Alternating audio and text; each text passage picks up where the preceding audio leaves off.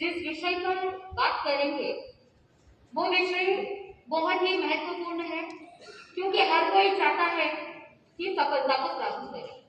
क्या आप अपने जीवन में सफलता प्राप्त करना चाहते हैं? ऐसा नो? हाँ या ना? यस। तो जब मैं आपको प्रश्न पूछूं तो आप जवाब दे सकते हैं। उसके अलावा आपको क्या करना है? ध्यान से सुनना है और सुन करके अपने जीवन में उतारने के लिए जो जो पॉइंट्स इंपॉर्टेंट है, जो जो महत्वपूर्ण है, जो जो आपके लिए काम आने वाला है, उसको ध्यान से समझना है। क्योंकि आप जो आज सेशन सुन रहे हैं ये लाइव वीडियो YouTube में भी जाएगा। तो जब YouTube में जाएगा आपके स्कूल का नाम भी रहेगा, आपका भी, सबके चेहरे भी दिखाई देंगे। तो आप अपना स्कूल का नाम भी अच्छा बनाना चाहते हैं, राइट? यस। तो इसीलिए ध्यान से सुनना है एक घंटे के लिए। आज की सफलता आपके हाथ में, इस टॉपिक पर हम आज थोड़ा सा ध्यान भी देंगे और अपने जीवन में सफलता कैसे प्राप्त करना इसके बारे में कुछ टिप्स भी बताएंगे। ठीक है? सबसे पहले मैं आपसे भी पूछना चाहूंगी कि आपके हिसाब से सफलता किसे कहते हैं? हाथ ऊपर करना है, सिर्फ हाथ ऊपर करना है कि आपके हिसाब से, आपकी अपेक्षा से सफलता किसे कहते हैं? What is success? क्या है सफलता? कोई बता सकता है? आपके मन में जो आता है, जो आपको लगता है, कौन क्या सोचेगा, मेरे जवाब से कैसे क्या रिएक्ट करेंगे, इसके बारे में सोचने की आवश्यकता बिल्कुल भी नहीं है। आपके हिसाब से सफलता किसे कहते हैं? यहाँ इस तरफ से कोई बोलेंगे? डरने की जरूरत नहीं है, आराम से बोल सकते हैं। सक्सेस या सफलता किसे कहते हैं? कोई है बोलने वाला? बोलिए। जो आपने निश्चय किया वो हो गया तो सफल। Very nice. आपने कहा कि आपने जो सोचा है अगर वो हो गया है तो आपको सफलता मिल जाती है। परफेक्ट। और कोई? आपके हिसाब से सफलता क्या हो सकती है? एग्जाम में पास हो जाना क्या आपको कोई सफलता लगती है? बड़े होकर के बड़े आदमी बनना, दौलत शोहरत प्राप्त करना, क्या वो सफलता है? हाँ या ना? हाँ। कोई बीमार है और अगर उसको अच्छी हेल्थ मिल जाए, वो अगर रोग मुक्त हो जाए, उसका रोग ठीक हो जाए, बीमारी ठीक हो जाए, तो क्या उसको वो सफलता कह सकते हैं? हाँ। तो कुछ लोगों के मन में अलग अलग भावना रहती है। किसी के लिए दौलत सफलता हो सकती है, किसी के लिए लग्जरी शोहरत प्राप्त करना सफलता हो सकती है, किसी के लिए शरीर की बीमारी को समाप्त करना, हेल्दी होना, स्वस्थ होना सफलता हो सकता है। किसी के मन में ऐसा होता है कि एग्जाम्स पास हो गए, अच्छे मार्क्स लेकर के आ गए, अच्छा कॉलेज मिल गया, और अगर आप इंजीनियरिंग कर रहे हैं या कोई प्रोफेशनल कोर्स कर रहे हैं, उसमें अगर आपको कैंपस सिलेक्शन मिल गया, आपको अच्छी नौकरी मिल गई, आपको सफलता मिल गई, ऐसा आप सोच सकते हैं। इसका मतलब क्या हुआ कि सफलता का कोई डेफिनेशन या परिभाषा नहीं होती है। परिभाषा नहीं होती, क्योंकि हर एक के हिसाब से सफलता का डेफिनेशन क्या हो जाएगा? अलग अलग हो जाएगा। अगर कोई 3 दिन से भूखा है, प्यासा है, और अगर उसको भोजन मिल जाता है या पानी मिल जाता है, तो वो क्या सोचेगा मन में? आज मैं भोजन और पानी का इंतजाम करने में मैं सफल हो गया। Am I right? Yes. तो हर किसी के मन में सफलता की परिभाषा अलग अलग होती है। इसको इंग्लिश में क्या कहते हैं? Subjective feeling. यानी हर एक की फीलिंग अलग अलग होती है। सब्जेक्टिव मतलब हर एक का अलग अलग सफलता का डेफिनेशन है। तो आज आपने समझ लिया कि सफलता क्या है। तो आज आपको तय करना है कि आपके हिसाब से, आपके लिए, आपके जीवन में सफलता क्या है। आप क्या चाहते हैं? आप लाइफ में क्या करना चाहते हैं? आप अपने जीवन में क्या बनना चाहते हैं? आप अपने जीवन में क्या हासिल करना चाहते हैं? क्या सिर्फ दौलत शोहरत प्राप्त करना, या सिर्फ पढ़ाई करके स्कूल से फिनिश कर लेना, या ये सफलता है? आपने एक लक्ष्य बनाया कि 10th स्टैंडर्ड में जो बोर्ड एग्जाम है, उस बोर्ड एग्जाम में मुझे डिस्टिंक्शन प्राप्त करना है, 70 75, 80% लाना है, 90% लाना है, 100% लाना है, जो भी आपने लक्ष्य बनाया, तो लक्ष्य की प्राप्ति करना सफलता है क्या? लेकिन मैं आपको बता दूं कि सफलता कोई मात्र एक लक्ष्य नहीं है। सफलता एक यात्रा है, एक सफर है, एक जर्नी है। जैसे आप अपने जीवन में यात्रा प्रारंभ करते हैं, कब से कब तक? जन्म से मृत्यु तक। ये भी एक यात्रा है ना। आप जन्मे थे, जब जन्मे थे तब आपकी सिचुएशन, आपकी परिस्थिति, आप अलग थे। जब थोड़े थोड़े बड़े होने लगे तब आपकी यात्रा अलग है, और जब आप और ज्यादा बड़े हो जाते हैं, कॉलेज में चले जाते हैं, तब आपके जीवन की यात्रा अलग होती है। और जब आप कोई जॉब पे जाते हैं या कोई बड़े पोस्ट में जाते हैं, यहाँ पर जितने भी बच्चे बैठे हैं, कोई आगे चल करके डॉक्टर बन सकता है, कोई इंजीनियर बन सकता है, कोई आईएएस ऑफिसर बन सकता है, कोई डिस्ट्रिक्ट कलेक्टर बन सकता है। हर कोई अलग अलग ओहदे पर आगे बढ़ सकता है। पॉसिबिलिटीज, चांसेस, अपॉर्चुनिटीज रहते हैं। लेकिन सफलता का मतलब ये होता है कि आपका नजरिया कैसा है। आपका नजरिया अगर सही होता है तो आपको सफलता मिल जाती है। अब नजरिया सही होने के लिए 3 महत्वपूर्ण बातें होती है। आपको पता है इंग्लिश लेटर में एक ई लेटर आता है ना? तो 3 ईज को ध्यान रखना है। 3 ईज।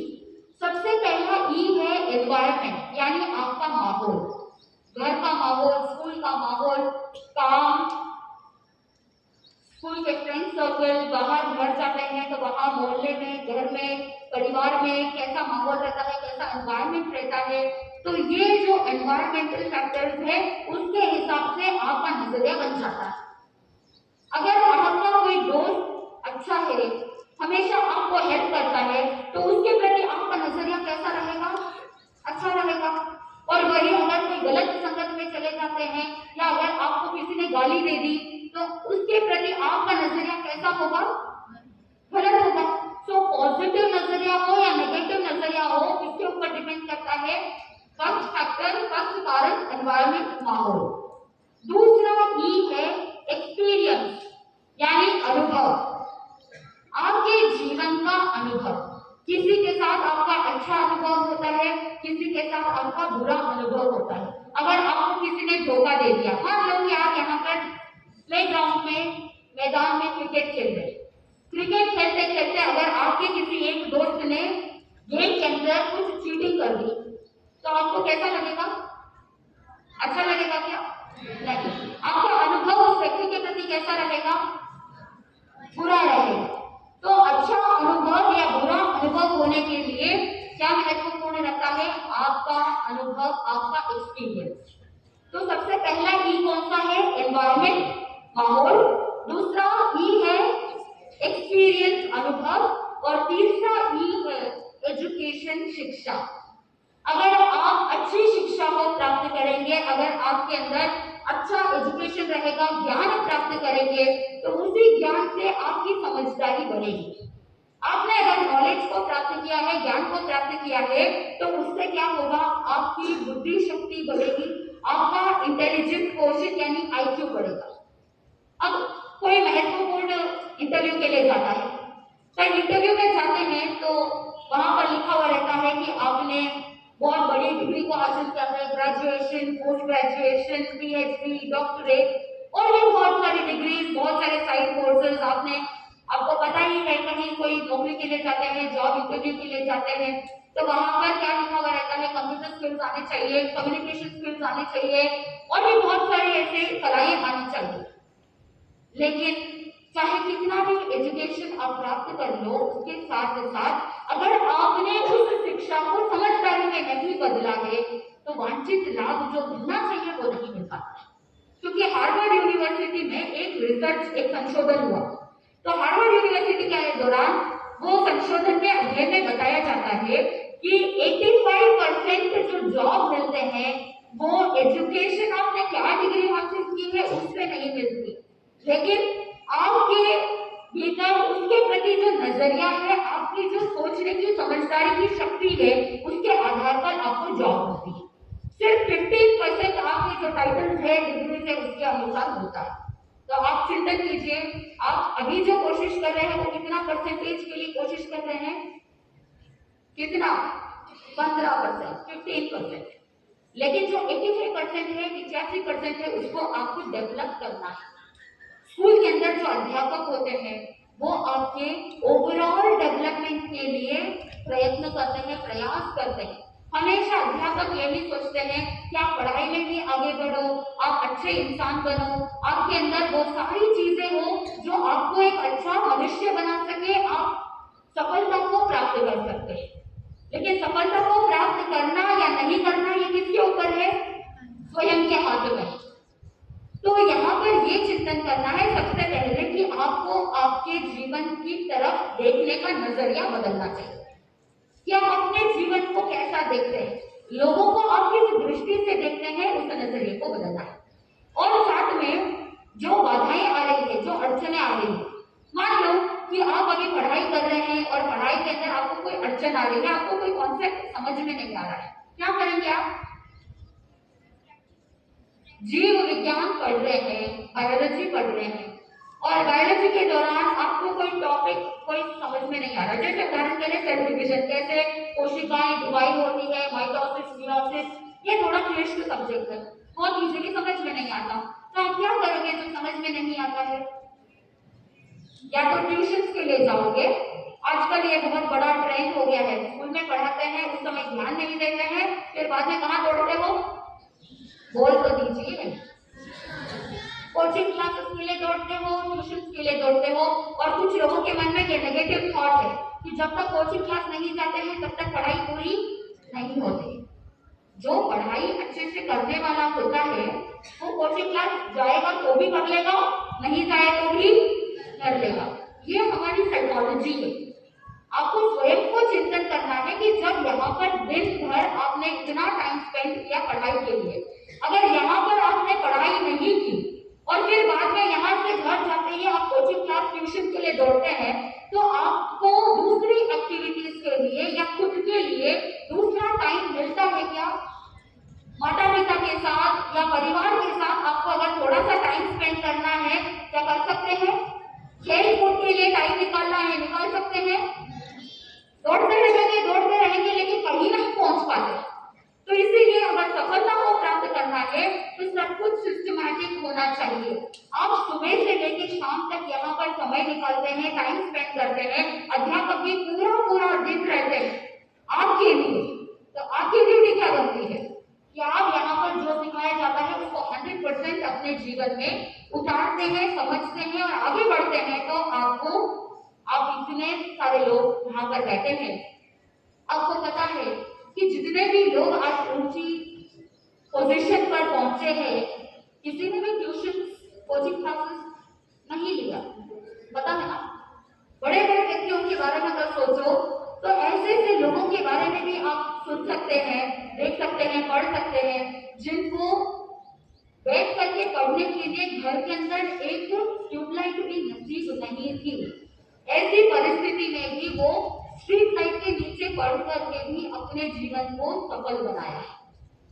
एक बार सफलता नहीं मिली तो हताश नहीं होना। जितनी भी बाधाएं आती है, अड़चने आती है, उनको दूर करने की कोशिश करना। शुरू में आपको तकलीफ महसूस हो सकता है, आपको डिफिकल्ट लग सकता है, लेकिन आगे चल करके आसान हो जाता है। इसका मतलब मैं ये नहीं कहती कि कोचिंग क्लासेस नहीं जाना चाहिए, ट्यूशन नहीं लेना चाहिए, बिजनेस बंद नहीं कराने का इंटेंशन है मेरा। लेकिन आपको चिंतन करना है कि जब आपके अंदर जो क्षमता है उस क्षमता को जागृत करना है। यू कैन डू इट, आप कर सकते हैं। सही समय का सदुपयोग करेंगे तो हम बहुत कुछ हासिल कर सकते हैं। और अगर कोई व्यक्ति किसी सब्जेक्ट में कमजोर है तो definitely extra help coaching class से लेना चाहिए, कोई बाधा नहीं।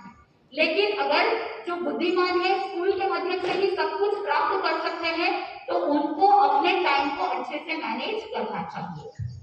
तो पहला टिप ये है कि आपको अपने देखने का नजरिया बदलना है। उसके अंदर हमने 3 ईज के बारे में चिंतन किया था, एनवायरमेंट, एक्सपीरियंस और एजुकेशन। उसके बाद में हमने दूसरा टिप सुना था, क्या है कि जो भी बाधाएं आती है, जो भी अड़चने आती है, उसका समाधान करना है और उन बाधाओं को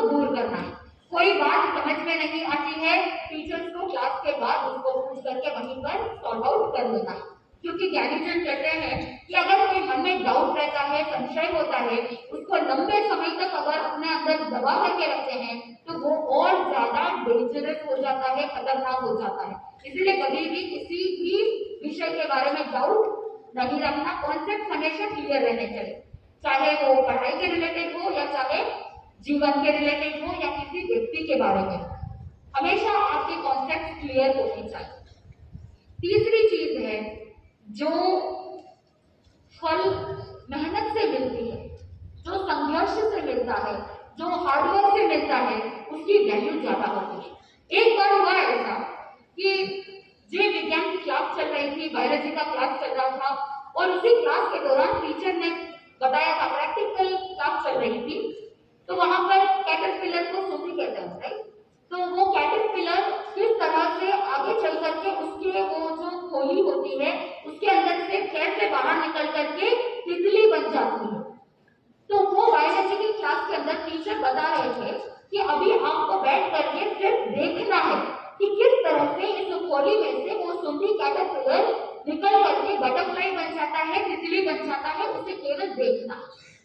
बोल करके समझा करके पूरे उसकी लाइफ साइकिल को बता दिया कि किस तरह से पहले अंडा फॉर्म हुआ, उसके बाद वो कैटरपिलर बना, वो सूती वर्म बन जाता है, उसके बाद उसके ऊपर एक खोली बन जाती है, ककून बन जाता है और उसके बाद वो अंदर ही अंदर संघर्ष करता है और उसकी मेहनत और संघर्ष के बाद उसके पर जो निकलते हैं उससे वो खोली को तोड़ करके क्या बन जाता है, तितली बन करके उड़ जाता है। ये पूरा लाइफ साइकिल टीचर बता करके बच्चों को कहा कि तुम अभी यहाँ पर बैठो, वेट करो और देख करके कैसे वो संघर्ष करते हुए कैटरपिलर बटरफ्लाई बन जाता है, इसे ऑब्जर्व करना है, देखना। ये बात बोल करके टीचर बाहर चले गए। इधर सारे विद्यार्थी बैठ करके देख रहे थे। उसमें से एक विद्यार्थी उठ करके आया, उसके मन में ना उसके प्रति थोड़ी सी दया आई, सोचा कि वो अंदर ही अंदर इतना संघर्ष करेगा, क्या ना मैं इसकी थोड़ी हेल्प कर दूं। तो वो विद्यार्थी क्या करता है, उस खोली को तोड़ देता है और जैसे ही वो खोली को तोड़ता है, वो कैटरपिलर जैसे ही वो ट्रांसफॉर्मेशन हो रहा था, परिवर्तन हो रहा था, वो तितली बनता तो है लेकिन थोड़ी ही देर में तड़प तड़प करके मर जाता है। इसके पीछे क्या लॉजिक है, क्यों मर गई तितली? क्योंकि अंदर ही अंदर खोली के अंदर, वो ककून के अंदर वो कैटरपिलर संघर्ष करता है और जब वो संघर्ष करता है, मेहनत करता है और उसी संघर्ष की वजह से उस तितली के जो पर निकल रहे थे, उस पर में उसको स्ट्रेंथ मिलती है, ताकत मिलती है उड़ने की, और वो ताकत मिल रही थी। लेकिन उस विद्यार्थी ने क्या किया, उसके अंदर वो स्ट्रेंथ डेवलप हो उससे पहले ही उसको क्या कर दिया, खोल दिया, तोड़ दिया, और उसकी वजह से उसके अंदर जो ताकत डेवलप होनी चाहिए थी वो नहीं हुई और वो तितली जन्मती तो है लेकिन थोड़ी ही देर में मर जाती। तो इसीलिए आप अपने जीवन में शॉर्टकट मत ढूंढिए।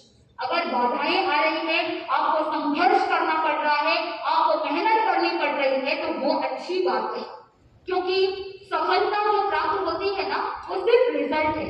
लोग सिर्फ रिजल्ट को देखते हैं कि हाँ भाई ये बहुत बड़ा व्यक्ति बन गया है, लेकिन उसके पीछे उसका जो संघर्ष है, उसकी जो बहुत सारी असफलताएं हैं, इस कहानी को कोई ध्यान नहीं देता है। आपको पता है, एक बहुत बड़े आदमी के बारे में अगर बात करो तो एक व्यक्ति था जो 21 साल के अंदर 21 साल में बिजनेस करता है, लेकिन बिजनेस के अंदर वो नुकसान प्राप्त करके हार जाता है, फेलियर।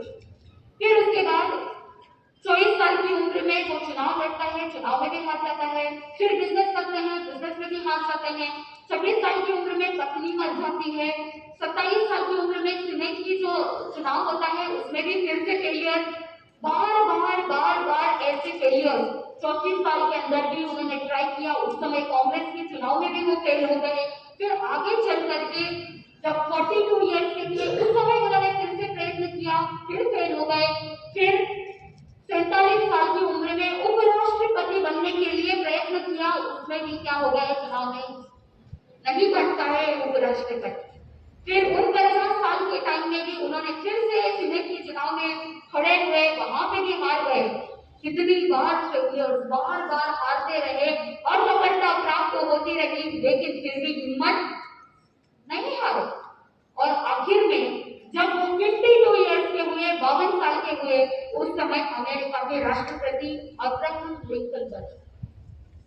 अगर पहले ही 21 साल की उम्र में हार जाते तो उस समय अगर हताश हो जाते, मैंने बिजनेस ट्राई किया, मैं हार गया, अगर ऐसे सोच करके बैठ जाते, फिर से प्रयत्न नहीं करते, तो क्या होता? क्या वो अमेरिका के प्रेसिडेंट बन पाते? नहीं बन पाते। सतत निरंतर प्रयास करते रहे, संघर्ष करते रहे। ठीक वैसे ही अगर एक बार आपको सफलता नहीं मिली तो निराश होने की जरूरत नहीं है, फिर से मेहनत करनी है और वहां पर आपको चिंतन ये करना है कि मेरे पुरुषार्थ में, मेरी मेहनत में कहाँ कमी रह गई। अगर आप एक्सपेक्ट कर रहे थे कि अगर आपके सब्जेक्ट में आपके एग्जाम में 90% आना था लेकिन 90 नहीं आया, 85 आया है, तो आपको हताश होने की, निराश होने की जरूरत नहीं है। आपको ये चिंतन करना है कि अगर 5% कम आया है तो मेरी कहाँ गलती हुई, अगली बार मुझे कौन से फील्ड में मेहनत ज्यादा करनी है। बहुत बार ऐसा होता है कि आपका कोई वीक सब्जेक्ट होता है कि मान लो कि किसी को थोड़ा सा साइंस में, विज्ञान में थोड़ी प्रॉब्लम आ रही है, किसी को लैंग्वेज में प्रॉब्लम आती है, किसी को इंग्लिश में प्रॉब्लम आती है, तो ऐसे किसी के कोई वीक सब्जेक्ट होते हैं। तो उस समय आपका जब एंड रिजल्ट मिलता है, उस रिजल्ट को देख करके निराश होने की जरूरत नहीं है। आपको एनालाइज करना है, देखना है कि कौन से सब्जेक्ट में आपके मार्क्स कम आए हैं, कहाँ आपको मेहनत करने की जरूरत है। अगर आप हर एक सब्जेक्ट को एक एक घंटा दे रहे हैं तो आपको एनालाइज करना है कि कौन से सब्जेक्ट में आप कमजोर पढ़ रहे हैं, उसके लिए आपको जितना आप समय निकाल रहे हैं उसको डबल कर देना। जब आप उसके लिए ज्यादा समय निकालोगे, मेहनत ज्यादा करोगे, तो उसमें भी आप क्या कर सकते हैं? सफलता प्राप्त कर सकते हैं। एक बार 1914 के अंदर थॉमस एडिसन, कौन है थॉमस एडिसन? कौन है थॉमस अल्वा एडिसन? आज जब बिजली के बल्ब देखते हैं, किसने इन्वेंट किया? Thomas Alva Edison. तो 1914 के अंदर क्या हुआ कि थॉमस एडिसन की जो फैक्ट्री थी, वो फैक्ट्री जल गई, आग लग गई। जब आग लग गई, पूरी फैक्ट्री जल गई, उनके इतने सालों की मेहनत। लेकिन क्या हुआ कि जब भी कोई बड़ी फैक्ट्रीज होती है तो उसकी बीमा होता है, इंश्योरेंस होता है, लेकिन ये जो फैक्ट्री जली, उसका जो बीमा का जो पैसा था वो भी बहुत कम था, कम इंश्योरेंस वाला करवाया हुआ था, तो उसको ज्यादा पैसे भी ज्यादा मिले नहीं थे, वो उसको वापस खड़ा कर सकते। तो फैक्ट्री जल गई, लोग भी सोचने लगे कि इतने सालों की मेहनत राख हो गई। तो सब लोग सोचने लगे कि अब इतने सालों की मेहनत तो व्यर्थ चली गई। आप होते तो क्या करते? क्या करते?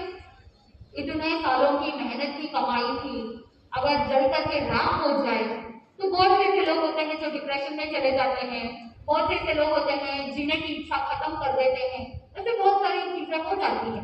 लेकिन थॉमस एडिसन सोच रहे थे, वहां पे भी पॉजिटिव था, सकारात्मक सोच। थॉमस एडिसन कहते हैं कि देखो, हजारों गलतियां हुई, इतने सालों में हजारों गलतियां हुई, वो सारी गलतियां क्या हो रही है? जल करके राख हो गई। फैक्ट्री जल गई, फिर भी एक सकारात्मक सोच थी कि इतने सालों में जितनी भी गलतियां हुई वो सारी क्या हो गई? राख हो गई। तो चिंता करने की कोई जरूरत नहीं है। और उस फैक्ट्री के जलने के 3 हफ्ते बाद उन्होंने फोनोग्राफ का आविष्कार किया। और जो इलेक्ट्रिक बल्ब आप देखते हैं, उसके आविष्कार से पहले उन्होंने 10,000 बार असफलता को प्राप्त किया, यानी 10,000 बार फेल हुए, उसके बाद जाकर के क्या हुआ? इलेक्ट्रिक बल्ब आविष्कार हुआ। तो चिंतन कीजिए, आप इतनी बार फेल हुए हो क्या? आपको अगर किसी स्कूल के अंदर कोई प्रोजेक्ट दिया है, अगर प्रोजेक्ट अच्छा नहीं बना है, तो आप क्या करेंगे? वापस नया बनाने की कोशिश करेंगे, अच्छा बनाने की कोशिश करेंगे, या निराश हो जाएंगे, या बहाना बनाएंगे? टीचर को कहोगे कि मुझे बुखार था, पेट दर्द था, कुछ मेडिकल रीजन बताएंगे, कुछ ना कुछ बहाने बना देंगे। बहाने बनाने वाले भी बहुत मिल जाएंगे और वैलिड रीजन देने वाले भी बहुत मिल जाएंगे। और कुछ ऐसे भी बच्चे होते हैं जो सिंसियर होते हैं और वो पुनः उस प्रोजेक्ट को और अच्छा बनाने का प्रयास करते हैं। तो आप कौन सी कैटेगरी के अंदर आते हैं वो आपको ही तय करना है। तो सबसे पहले हमने क्या कहा था? अपने देखने के नजरिए को बदलना है। और साथ में दूसरी बात क्या है? दूसरी मैंने क्या बताई थी, जितने भी अड़चने हैं उन सबको दूर करना। और तीसरी बात, अगर कोई असफलता प्राप्त हो जाए तो हताश होने की जरूरत नहीं है, उसमें आपको पुनः मेहनत करनी है, संघर्ष करना है, क्योंकि एक बहुत अच्छी कहावत है, हार्ड वर्क नेवर फेल, यानी आपकी मेहनत कभी वेस्ट नहीं होती। तो अब आपको पता है कि सफलता को प्राप्त करने के लिए आपको क्या क्या चीजों को ध्यान में रखना है। अब स्कूल के अंदर आप पढ़ाई करते हैं तो कुछ 5-6 बातें आपको बहुत महत्वपूर्ण है जो आपको ध्यान रखना है। सबसे पहले सफलता को प्राप्त करने के लिए इच्छा होनी चाहिए। फर्स्ट पॉइंट क्या है, इच्छा होनी चाहिए कि मुझे सफल होना है, मुझे अच्छे मार्क्स लाने हैं या मुझे जो कुछ भी करना है। तो आप जो भी काम कर रहे हैं उसमें आपको अच्छी तरह से आपको संपन्न करना है, तो वो इच्छा जागृत होनी चाहिए। सबसे पहला पॉइंट है इच्छा जागृत होना, डिजायर। दूसरा है आपके मन में उस इच्छा के प्रति या सफलता के लक्ष्य के प्रति टारगेट बनाना, गोल सेट करना कि मेरा ये टारगेट है, इतने दिनों में मुझे ये कार्य करना है, तो आपने गोल सेट करना है। जब आपने गोल सेट किया है, गोल सेट करने के बाद दूसरा पॉइंट है आपके मन में कमिटमेंट होना है, डेडिकेशन होना है, समर्पणता का भाव होना है कि मेरा ये लक्ष्य है, इस लक्ष्य को प्राप्त करने के लिए मेरा कमिटमेंट क्या है। आपका अभी के लिए लक्ष्य है कि एग्जाम्स नजदीक आ रहे हैं, एग्जाम्स में अच्छे से पढ़ाई करना है, तो आपका कमिटमेंट क्या है। कुछ बच्चों का ये कमिटमेंट रहता है कि एग्जाम में अच्छे मार्क्स आने हैं, इतने घंटे पढ़ाई करूंगा तो मुझे अच्छे मार्क्स आ जाएंगे, वो कमिटमेंट खुद का है। आपका कमिटमेंट है कि आप इतने घंटे पढ़ाई करें। आपका कमिटमेंट है कि आप अपने हेल्थ का, स्वास्थ्य का ध्यान रखेंगे। नहीं तो बहुत बार ऐसा होता है कि पढ़ाई करते करते इतना अपने आप को एक्सर्शन कर लेते हैं कि एग्जाम के टाइम में बैटरी डाउन हो जाती है। एग्जाम के टाइम में बहुत से बच्चों को डर की वजह से बुखार आ जाता है, किसी को कुछ प्रॉब्लम्स हो जाती है, हेल्थ इश्यूज हो जाते हैं। तो आपका कमिटमेंट क्या है।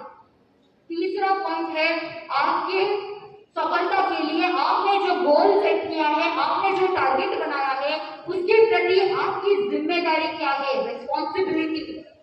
आप क्या जिम्मेदारी लेते हैं। आपके जीवन के लिए कौन जिम्मेदार है। आपके जीवन में जो कुछ भी होता है कौन जिम्मेदार है, कौन है। अब आपको अगर सफलता को प्राप्त करना है तो स्वयं जिम्मेदारी लेना प्रारंभ कर दीजिए। दूसरों के ऊपर ब्लेम गेम करने की जरूरत नहीं है। बहुत से ऐसे होते हैं कि टीचर ने अच्छे से पढ़ाई नहीं कराई इसलिए मैं फेल हो गया। किसके ऊपर डाल दिया आपने, टीचर के ऊपर। फिर कुछ लोग ऐसे भी होते हैं जो माता पिता के ऊपर डाल देते हैं कि घर में मम्मी पापा ने बहुत सारा काम दे दिया, पढ़ाई करने के टाइम में बहुत सारा डिस्टर्बेंस हो रहा था, बहुत प्रॉब्लम्स हो रही थी, आप किसको ब्लेम करेंगे, किसके ऊपर डाला, मम्मी पापा के ऊपर दोष डाल दिया। कि कभी टीचर के ऊपर दोष डालेंगे, कभी मम्मी पापा के ऊपर डालेंगे, कभी एग्जाम के टाइम में बिजली पावर कट हो जाता है तो आप क्या करेंगे, बिजली वालों को दोष देंगे कि पावर नहीं था, बिजली नहीं थी, इसलिए पढ़ाई नहीं कर पाए। फिर थोड़ा बहुत और किसी को आप दोष दे देंगे, कह देंगे कि फ्रेंड्स आए थे, गपशप लड़ा रहे थे, बातें कर रहे थे, पढ़ने नहीं दिया। करते हैं कि नहीं करते हैं।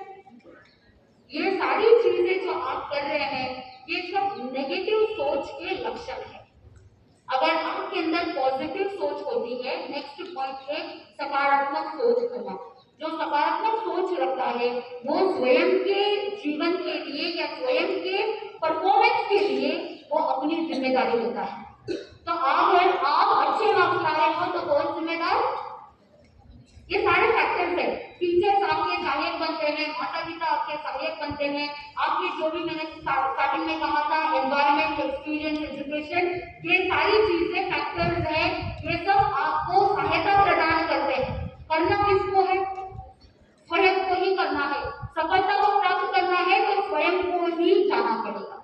अगर कोई व्यक्ति सोचे कि मुझे स्विमिंग सीखना है और किताबें पढ़ करके स्विमिंग कैसे सीखा जाता है, फर्स्ट स्टेप क्या है, सेकंड स्टेप क्या है, जब वो उसके ऊपर खड़े होते हैं तो कितने डिस्टेंस के पीछे खड़े रहना है, कितने स्पीड में आगे तक आकर के फिर छलांग लगानी है, ये सारे स्टेप्स उसने किताब में पढ़ लिया। क्या पढ़ने मात्र से स्विमिंग आ जाएगी, ऐसा भी सीखा है थ्योरी, जो भी सीखा है, उसके बाद उसको पानी में कूदना पड़ेगा। जब तक वो पानी में छलांग नहीं लगाएगा तब तक स्विमिंग सीख नहीं सकता। ठीक वैसे ही जीवन में सफलता अगर प्राप्त करनी है तो स्वयं को ही उस फील्ड के अंदर उतरना पड़ेगा। आपका क्या फील्ड है? अभी आप कौन से फील्ड में? पढ़ाई के फील्ड में है ना अभी। तो जब आप पढ़ाई के फील्ड में है तो आपको इसके अंदर डूब जाना है। कब कौन सा सब्जेक्ट कितना पढ़ना है, आपकी कैपेसिटी कितनी है, आपको कितना ध्यान देने की जरूरत है, अगर आपको समझ नहीं आ रहा है तो आप अपने अध्यापकों से हेल्प ले सकते हैं। आप उनसे पूछ सकते हैं कि मेरा परफॉर्मेंस कितना है और मुझे कितना और मेहनत करने की जरूरत है, मुझे और कितने एफर्ट डालने की जरूरत है। ये आप किससे हेल्प ले सकते हैं? आपके अध्यापकों से हेल्प ले सकते हैं, क्योंकि आपको वो अच्छे से जानते हैं। लास्ट पॉइंट है दृढ़ता की शक्ति, यानी पावर ऑफ परसिस्टेंस। अगर आपको एक क्वेश्चन का आंसर याद नहीं हो रहा है तो आप कितनी देर तक उसके अंदर दृढ़ रह करके याद करने का या सीखने का प्रयास करते हैं। आपके अंदर जितनी दृढ़ता रहेगी, जितना परसिस्टेंस पावर रहेगा, आप उतना ही आगे बढ़ते जाएंगे। तो ये सारी चीजें अगर आप ध्यान में रखते हैं, आपके अंदर सबसे पहले क्या है? इच्छा होना। दूसरा, लेट्स टेस्ट योर मेमोरी।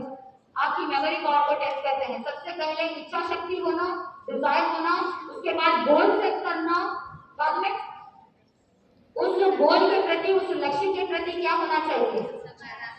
सकारात्मक सोच के साथ कमिटमेंट होना है। कमिटमेंट के साथ आगे रेस्पॉन्सिबिलिटी, जिम्मेदारी होना है। किस तरह से आप उसकी जिम्मेदारी लेते हैं और उस टारगेट को कंप्लीट करने के लिए आप सकारात्मक सोच रखते हैं, और उसके साथ साथ आपके अंदर कितनी दृढ़ता है, परसिस्टेंस पावर कितना है, उसके आधार पर आपको सफलता प्राप्त हो सकती है। तो आपने आज बहुत सारे हमने बातें बताई है किस तरह से सफलता को प्राप्त किया जा सकता है। तो आप इन सभी पॉइंट्स के ऊपर ध्यान देंगे, कोशिश करेंगे। मैं ये नहीं कहती कि आज आप जैसे हो कल एक ही दिन में, एक ही रात में सब कुछ बदल जाएगा, ऐसा भी नहीं होता है। धीरे धीरे जैसे एक बच्चा छोटा होता है और धीरे धीरे चलना सीखता है, तो जब चलना सीखते हैं तो बहुत बार नीचे गिरते भी हैं। आप जब चलना स्टार्ट आप कर रहे थे, कितनी बार गिरे हैं? बहुत बार गिरे हैं। जब नया नया साइकिल सीख रहे थे उस समय पेडल मारते मारते कितनी बार साइकिल से नीचे गिर गए, लेकिन क्या आप वहां पर रुक गए? नहीं रुके। आपने यही सोचा आज मैं गिरा हूं लेकिन मैं फिर से खड़ा होऊंगा, फिर से मैं पेडल मारूंगा, फिर से साइकिल चला लूंगा, मैं चला लूंगी। ऐसा आपके मन में कॉन्फिडेंस था, आत्मविश्वास था, और उसी की वजह से आपने चलना भी सीखा, साइकिल भी चलाना सीखा, और आज आप यहाँ तक पहुंचे। तो आगे भी आप आगे बढ़ेंगे धीरे धीरे। जैसे बेबी स्टेप्स होते हैं, बेबी छोटा बच्चा क्या करता है? एक एक स्टेप आगे बढ़ता है। ठीक वैसे ही अगर आप बेबी स्टेप्स अपने जीवन में लेंगे कि अगर एक एक चीज पर आप धीरे धीरे काम करना चालू करेंगे तो एक दिन ऐसा होगा कि आप सब बहुत आगे बढ़ करके सफलता को प्राप्त करेंगे, बहुत बड़े बड़े ओहदे पर आप काम करेंगे, अच्छे नागरिक कहलाएंगे, और भारत देश को आप गौरवान्वित करेंगे और प्राउड फील कराएंगे। तो आप सबको बहुत बहुत साधुवाद, आप सबको बहुत सारी शुभकामनाएं, मंगल कामनाएं। आप जीवन में आगे बढ़े, तरक्की करें, सफलता को प्राप्त करें। इसी मंगल भावना के साथ मैं अपने शब्दों को विराम देता हूं।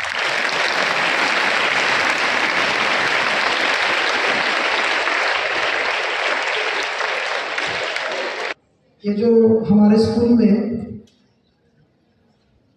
जैन समनी डॉक्टर सुयश निधि जी आए, उनके साथ जैन समनी सुयोग निधि जी, बहुत अच्छा मौका था हमारे लिए जीवन परिवर्तन के लिए।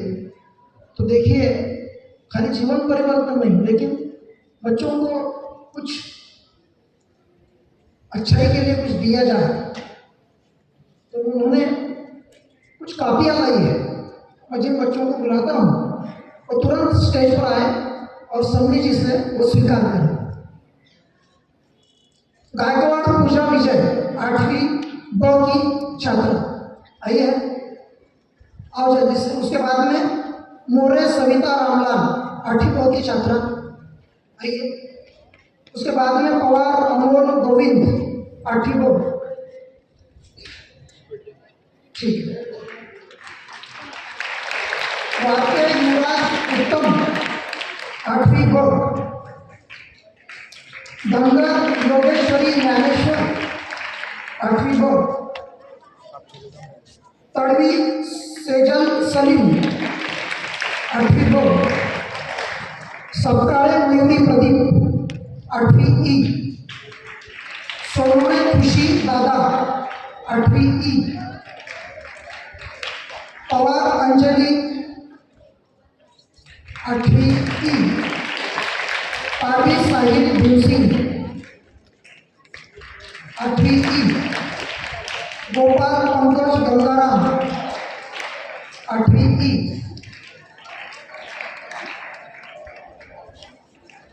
और कंडारे आई क्या 8वीं को भी? कंडारे तेजस्वी आई है। अच्छा देखिए अभी अंतिम चरण में आए हम कार्यक्रम के। यह है आए हुए मेहमानों के प्रति शुक्रगुजार होना। तो छात्रों और छात्राएं, हमारे स्कूल में आज हमें जीवन बनाने के लिए कुछ पॉइंट्स मिले। मैं आधे मिनट में वो दोहराऊंगा। नजरिया बदलो, नज़ारे बदल जाएंगे। आपको नजरिया बदलना है। जैन समनी जी इन्होंने हमें कुछ महत्वपूर्ण बातें बताई। उसमें से कुछ बातें ये थी, हमें एनवायरनमेंट, माहौल, उस पर ख्याल रखना है, ध्यान देना है, गलत माहौल में बने। एक्सपीरियंस, हमारा अनुभव जो है वो बहुत बड़ा गुरु है हमारे लिए। एजुकेशन, शिक्षा, क्षमताओं को बढ़ाओ, आपकी जो भी क्षमता है उसे बढ़ाओ। अब्राहम लिंकन जी के उदाहरण से हमने देखा कि निरंतर संघर्ष किया उन्होंने, प्रयास जारी रखे तब सफलता मिली। तो वो हमें बड़ी प्रेरणादायी बात थी। साइंटिस्ट एडिसन का भी असफलता के बाद जो सफल होना उन्होंने बताया, हमारे जीवन के लिए बहुत प्रेरणादायी है। Hard work never fail. देखिए जितना आप हार्ड वर्क करोगे उतना ऊंच पद पाओगे। तो मैं आशा करता हूँ, और मैंने उन्हें शब्द दिया था कि हमारे स्कूल के बच्चे जो है पीरियड ऑफ साइलेंस में, और साथी जी बोल रहे हैं कि इसके लिए तालियां बजा। तो आप तालियां बजाने के बाद एक हाथ ऊंचा कीजिए और अपनी पीठ ठीक कर पाइए, खुद की पीठ, खुद के लिए शाबाश। देखो उनका आशीर्वाद आपको मिल गया। ठीक है, अभी बैठे बैठे सावधान। अभी आधा मिनट से फिर उसके आधे मिनट के बाद कार्यक्रम समाप्त होगा। देखिए हमारे भजन परिवार समझी जी, हम परिवार के जब तरह रहते हैं, भले स्कूल है लेकिन आपस में हम सब परिवार की तरह। तो भजन परिवार ये हमारा टीचर्स, स्टूडेंट्स सभी का मिलकर बना है।